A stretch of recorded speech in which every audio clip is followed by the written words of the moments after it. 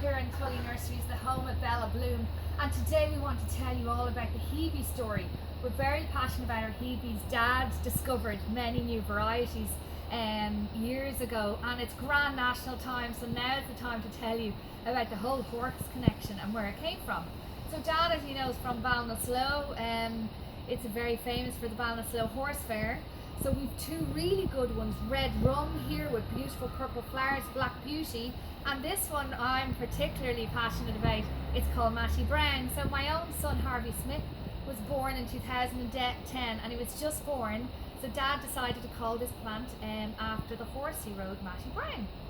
So Harvey Smith was a very famous show jumper and won the British Show Jumping Derby in Hickstead in 70 and 71. He was the only jockey to win it 2 years in a row.